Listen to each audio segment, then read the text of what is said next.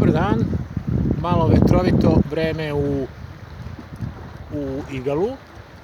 Evo nas tu na plaži, lockdown je.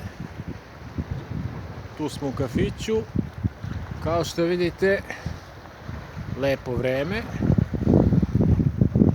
Jedna kafa i novine, večernje novosti.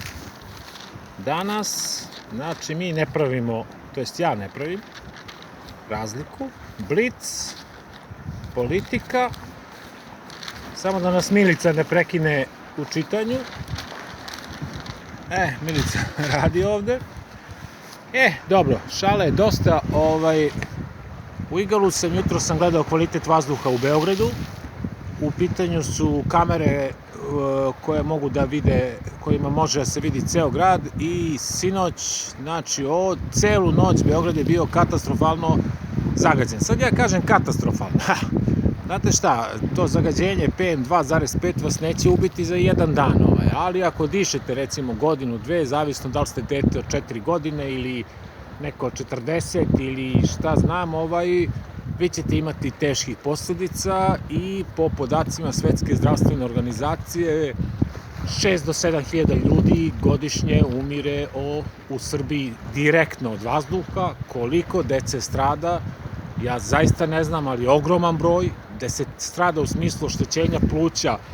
Evo vidite, ja ne znam da li vidite onu decu, znači ovo je Igalo, ova deca slobodno trče, dišu čist vazduh, ovo su aerosoli. To u Beogradu ne bi trenutno danas ili 200 dana u godini nije moguće jednostavno. Ajmo mi da vidimo da li novine pišu o najvećem problemu u Beogradu i Srbiji. Zašto kažem najvećem? Pa zato što najviše ljudi umire. Do sad je, koliko znam, od COVID-a umrlo 5000 ljudi. Znači, ja nikoga ne kritikujem, samo konstatujem. Ajmo politika.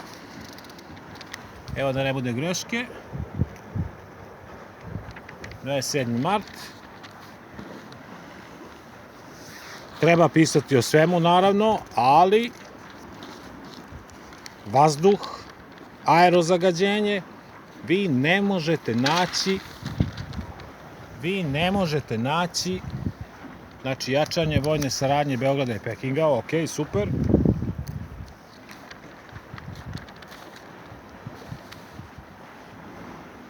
Evo, svake godine od raka debelog creva umre, eto tu negde u donjem desnom. Inače, mislim da je cifra od 1 milion ljudi sa dijabetesom, što je direktno inače povezano sa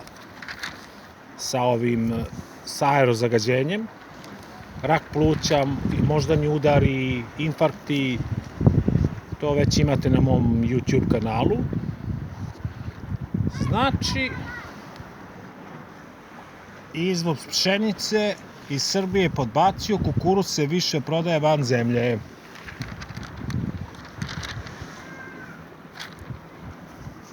Dobro, mislim da vidite, lagano dolazimo.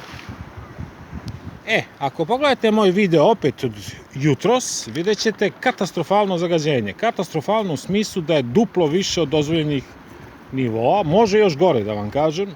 Sve može gore. Tu smo negde Beograd je među 10 najzagađenijih gradova u svetu. Najgori je Valjevo u Evropi, to znam. Znači u politici, mislim da se ovo zove Maestral. U politici danas nema ništa. Ajmo dalje. Blic.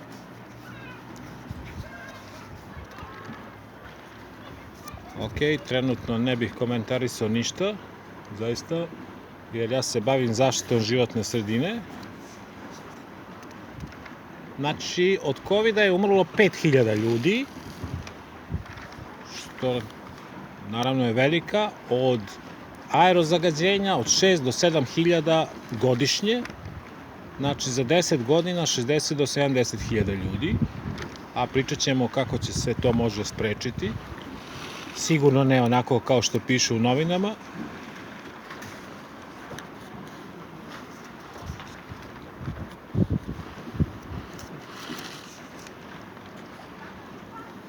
Jer u pitanju, čak i ako se pojavi nešto u novinama, u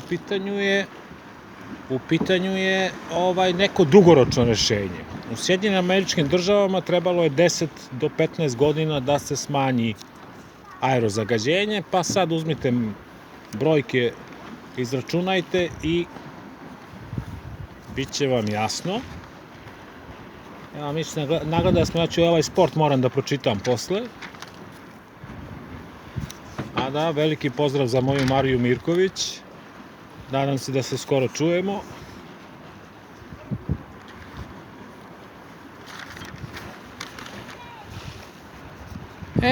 Dobro. Dobro, naravno, o covidu treba pisati, ali covid i aerozagađenje je povezano i o tome će biti na YouTube kanalu.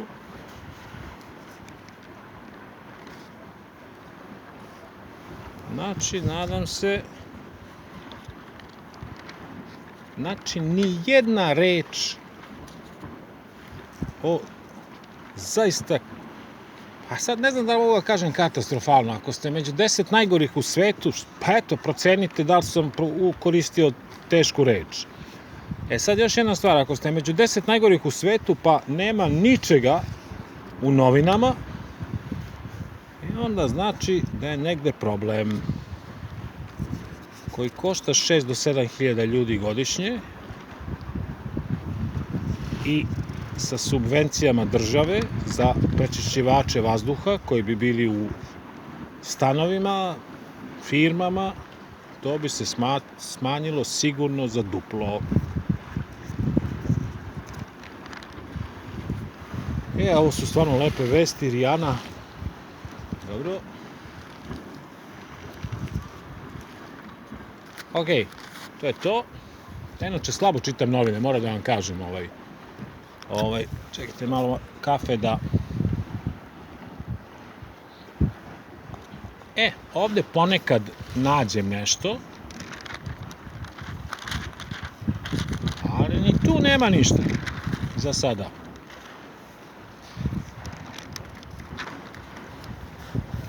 Ja neću svaki dan baš ovo raditi, jer nema svrhe. Možete otići evo ga otrovano 7 pasa u Požegi. Ops, oprostite. Ovo je malo. Ovo ću izdržim.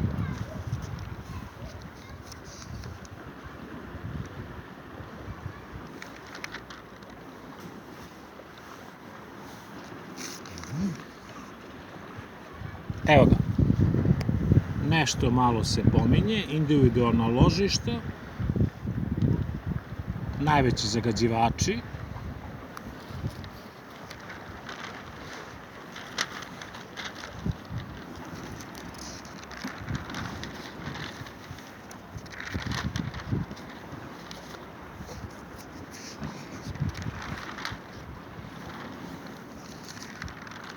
to je to. Ajmo dalje. Večernje novosti. Zaista nije moje da vodim uređivačku politiku, ali Vlada Srbije bi trebala da reaguje.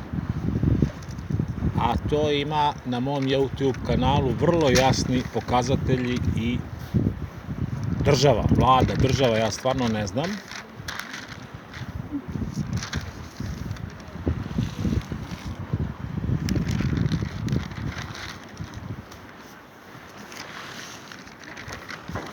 Dobro, ima zanimljivih tema u svakom slučaju, ali ako deca masovno hiljade i hiljade dobija bronhitise, upale pluća, ja mislim da bi to trebalo negde staviti i kako da se zaštiti. Rešenje je vrlo jednostavno, trenutno zaštita je prečišćavač vazduha, kineski, američki, hrvatski ili već šta, to je to. Ok, evo nismo sami na plaži.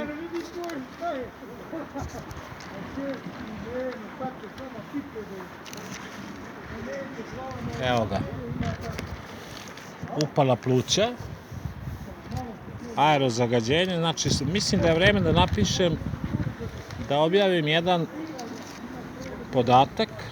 Recimo, 50% srčanih udara u Indiji je vezano za aerozagađenje. Eto, recimo to. Da vidimo šta se ovo dešava. Evo, ljudi su došli da piju kafu na obalu. Mi smo u lockdownu ovde. Znači, 50% moždanih udara u Indiji je od aerozagađenja, a mi smo tu negde sa Indijom.